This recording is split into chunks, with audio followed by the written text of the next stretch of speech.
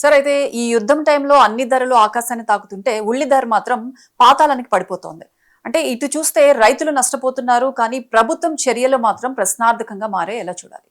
Yes అండి, ఇప్పుడు ఈ యుద్ధ పరిస్థితుల్లో రష్యా ఉక్రెయిన్ యుద్ధం 4 సంవత్సరాలు దాటి ఇప్పుడు ఇరాన్ అమెరికా ఇజ్రాయెల్ యుద్ధం వల్ల ఆయిల్ రేటు గ్యాస్ దొరక్క అసలు అన్ని రేట్లు పెరుగుతున్నాయి. అన్ని రేట్లు అంటే అన్ని రేట్లు, ఏది లేదు కొరత కూడా. కానీ రైతు పరిస్థితి మాత్రం దీనం. ఇక్కడ ఉల్లి ధర తగ్గుతుంది, టమాటా ధర కూడా తగ్గుతుంది. అసలు ఉల్లి టమాటాలు పండించి కోయడం కూడా వేస్ట్ అని రైతులు అలాగే వదిలేస్తున్నారు. కొన్ని పట్టుకొచ్చి రాళ్ళ మీద రోడ్ల మీద పోసేస్తున్నారు. ఎందుకంటే ట్రాన్స్పోర్టేషన్ రవాణా ఖర్చు కూడా రాదనమాట. కొంతమంది ఏంటంటే ఉచితంగా పంచి పెడుతున్నారు హైదరాబాద్ సిటీలో రైతులు తెచ్చి. దారుణమైన పరిస్థితి ఏంటి అంటే యుద్ధం వల్ల అన్ని కొరత ఏర్పడి ద్రవ్యోల్బణం పెరిగి అన్ని రేట్లు పెరుగుతుంటే రైతు విషయంలో ఉల్లి రేటు తగ్గడం ఏంటి? ఇది కృత్రిమంగా చేసింది. నేను ఎప్పుడు చెప్తూ ఉంటా, రాజ్యాంగాన్ని అమలు పరచడంలో ముఖ్యంగా రాజ్యాంగం ఇప్పుడు రైతుల విషయంలో స్త్రీల విషయంలో మన రాజ్యాంగాన్ని విఫలం చేసేటట్టు మన ప్రభుత్వాలు ఉంటాయి. ఒక్క విషయంలో చూడండి, యాజ్ ఏ ఇండియన్గా నేను ఒక్క విషయాన్ని ప్రభుత్వాన్ని తిట్టే పరిస్థితి 2 సందర్భాల్లో వస్తుంది. ఏంటంటే ఇప్పుడు వ్యవసాయదారుని రక్షించడంలో ప్రభుత్వం విఫలమైంది. అబ్సల్యూట్లీ ఇట్ ఈస్ ఫెయిల్డ్ అనమాట. ఇది ఉల్లిధరలే ఉదాహరణ. 2 స్త్రీలను రక్షించడంలో ప్రభుత్వం విఫలమైంది. ఇది ఎవ్వరూ కాదనరు. ఈరోజు ఇప్పుడు స్త్రీలకి రిజర్వేషన్ ఇవ్వడానికి పార్లమెంట్లో మాట్లాడతారు. రిజర్వేషన్ ఇవ్వడం ఎవరికి రిజర్వేషన్, దేనికి? వాళ్ళకి సమ్మిళిత అభివృద్ధి ఉందా? ఇప్పుడు రైతులకి ఇప్పుడు ఉల్లిపాయ విషయానికి వస్తే ఉల్లి ధర ఎందుకు తగ్గుతుంది చూడండి. ఉల్లి ధర కేవలం 5 రూపాయలకు పడిపోయింది. ఇప్పుడు 10 కిలోలు ఎంతకు వస్తుందంటే రోడ్ల మీద 100 రూపాయల లోపే అమ్మేస్తున్నారు వాళ్ళు. దారుణమైన పరిస్థితి అనమాట. ఉల్లి అంటే అంత విలువైంది. ఇండియాలో అంతర్జాతీయ మార్కెట్ ఉంది, ఎక్కడికక్కడ ప్రపంచంలో కొరత ఉంది, ఇండియా ఎక్స్పోర్ట్ చేసే కెపాసిటీ ఉంది. మరి రైతులకి ఎందుకు ఇవ్వలేకపోతున్నారు? తెలంగాణ, ఆంధ్రప్రదేశ్, ఇటు రాయలసీమ ప్రాంతం, యూపీ, తర్వాత ముఖ్యంగా మహారాష్ట్ర, మధ్యప్రదేశ్, ఈ రాష్ట్రాలు, కర్ణాటక ఈ రాష్ట్రాలు ఎక్కువ పండిస్తాయి. మొత్తం అన్ని రాష్ట్రాల్లో ఉల్లి మిలియన్స్, కోట్ల మంది రైతులు ఈరోజు ఏం చేసుకోవాలో తలకొట్టుకుంటున్నారు. ఏంటి జరుగుతుందంటే ప్రభుత్వం పూర్తిగా విఫలమైంది. ఏ విషయంలో విఫలమైందంటే ఈ గిట్టుబాటు ధర వాళ్ళకి రానివ్వడంలే. ఎందుకంటే మిడిల్ మ్యాన్, మధ్యవర్తులు ఇన్వాల్వ్ అయ్యి వాళ్ళకు క్వార్టెల్గా అంటే ఒక దళారులందరూ ఒకటైపోయి ఆ రేటుని కృత్రిమంగా తగ్గించడం. ఇక్కడ మరి మార్కెటింగ్ గిడ్డంగుల శాఖ, మార్కెటింగ్ ప్రభుత్వ శాఖలు ఏం చేస్తున్నాయంటే సోద్యం చూస్తున్నాయండి. ఇది 100కి 100%. ఇది అందరికీ అర్థమయ్యే విషయమే. మార్కెటింగ్ శాఖలు ఉంటాయి, మార్కెటింగ్ కమిటీలు ఉంటాయి, అపాయింట్మెంట్లు, పొలిటికల్ అపాయింట్మెంట్ చేస్తారు. మరి మార్కెటింగ్ కమిటీలు ఎందుకు కొనడం లేదు ఉల్లిని? రైతులు గిట్టుబాటు ధర చెల్లించే విధంగా ఎందుకు చర్యలు తీసుకుంటలే?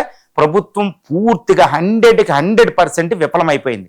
ఆల్ చీఫ్ మినిస్టర్స్, ప్రైమ్ మినిస్టర్లు, క్యాబినెట్ కమిటీలు ఇవన్నీ విఫలం అవ్వడం వల్ల ఉల్లి రేటు, ఎందుకంటే అక్కడ యుద్ధం వల్ల అన్ని రేట్లు పెరుగుతుంటే ఉల్లి రేటు తగ్గడం విచిత్రంగా ఉండక ఏంటంటే ఇది కృత్రిమంగా. ఎందుకంటే దళారులు అందరూ కలిసి దొంగల్లాగా చక్కగా కృత్రిమంగా రైతు పంట చేతికొచ్చేటప్పుడు త్రోవే పైసలు అమ్మడానికే రేట్లు తగ్గిస్తారు. టమాటాలైనా, ఉల్లి అయినా, పత్తి అయినా, తర్వాత వరి అయినా కరెక్ట్గా రైతు చక్కగా ఒక కూతుర్ని, ఒక కొడుకుని పెంచుకున్నట్టు రైతు పంటని కాపాడుకుంటాడు అనమాట. 100 రోజులు, 120 రోజులు, ఒక్కొక్క పత్తి అయితే 6 నెలలాగా దాన్ని చక్కగా తూకి, అరే ఈ సంవత్సరం నా అప్పులు తీరిపోతాయేమో, తాకట్టు పెట్టిన డబ్బులు బంగారం వెనక్కి తీసుకుంటానేమో, కొడుకుల కోసం ఏదైనా చదువుకు వెనకేసుకుంటానేమో, ఇల్లు కట్టుకుంటానేమో, పెళ్లి చేసుకుంటాను, పిల్లలకు అనుకుంటూ కలలు అంటూ ఉంటాడు అనమాట. కరెక్ట్గా కళ్ళంలో కొయ్యగానే అవి ఏమవుతాయి అంటే ఈ దళారులు అందరూ ఒకటైపోతారు, పంది కుక్కులంతా ఒకటైపోతారు. ఈ బ్రిటిష్ టైంలో పెట్టిన కుట్ర, భారతదేశానికి స్వతంత్రం వచ్చి 80 సంవత్సరాలైనా బ్రిటిష్ పెట్టిన ఈ దళారీ వ్యవస్థ పోలే.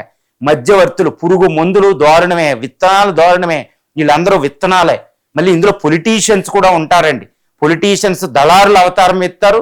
ఇప్పుడు ఇలా కొనేటప్పుడు రాజకీయాలు ఓట్లు వేసుకునేటప్పుడు రాజకీయ నాయకులుగా అవతారం ఎత్తారు. అసలు ఇన్ని రూపాయలు ఎక్కడి నుంచి వస్తాయో తెలియదు, దశ అవతారాలండి. ఇప్పుడు ఈ దళారులు ఎవరు అంటే చాలా మంది ఉంటారు. ఇప్పుడు ఈ దళారులంతా కలిపి కృత్రిమంగా రైతు ఉల్లి ధర తగ్గించారు. వాళ్ళు త్రోవే పైసలు అమ్మేస్తే వాళ్ళు గిడ్డంగుల్లో పెట్టుకుని చక్కగా రేటు ఉన్నప్పుడు బయటికి తీస్తారనమాట బ్లాక్ మార్కెటింగ్లో. ఇది మరి ఇక్కడ ప్రభుత్వం విఫలం అయ్యింది అంటే 100కి 100% it failed to protect the interest of the farmers. ఇప్పుడు త్రో అవే పైసలు అమ్ముకుంటున్నారు. ఎంతటి దారుణం అండి వాళ్ళకి.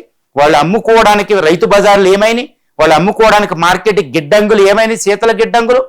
స్టేట్మెంట్లు ఇవ్వడం కాదు పార్లమెంట్లో. అందుకనే కొంతమంది స్వామినాథన్ లాంటి వాళ్ళు, ది గ్రేట్ పాల్గురికి ఇలాంటి వాళ్ళు అందరూ డిమాండ్ చేస్తారన్నమాట, మీ పార్లమెంట్లో మీరు కొట్టుకోవడం కాదు, రైతుల సమస్యల మీద చక్కగా కొన్ని రోజులు ప్రత్యేక సమావేశం పెట్టండి అని. ఇప్పుడు ఉల్లి ధరల విషయాన్ని పార్లమెంట్లో చర్చించాలి. రాహుల్ గాంధీ గారు, ప్రతిపక్ష నాయకులు, తర్వాత స్టేట్లో ప్రధాని ఇవి చర్చించండి. ఇది అత్యంత ప్రధానం. కోట్ల మంది బ్రతుకు తెరువు ఈరోజు రోడ్ల మీద పడిపోయింది. ఉల్లి ధరలు చాలా చిన్న విషయం కాదండి. ఏదో ఐపీఎల్ మ్యాచ్ ఈరోజు డామినేట్ చేస్తుంది, హీరోయిన్ పెళ్లిళ్ళు అయితే డామినేట్ చేస్తున్నారు, ఒకళ్ళు అనుకుంటుంటే డామినేట్ చేస్తున్నారు. What media is doing here? Media ఈ విషయాన్ని ఎందుకు హైలైట్ చేయడంలే? కార్పొరేట్ మీడియానా ఇదంతానా? ఇలా అంటే మళ్ళీ అర్బన్ నక్సలైట్లు అంటే కాదు ప్రధానం.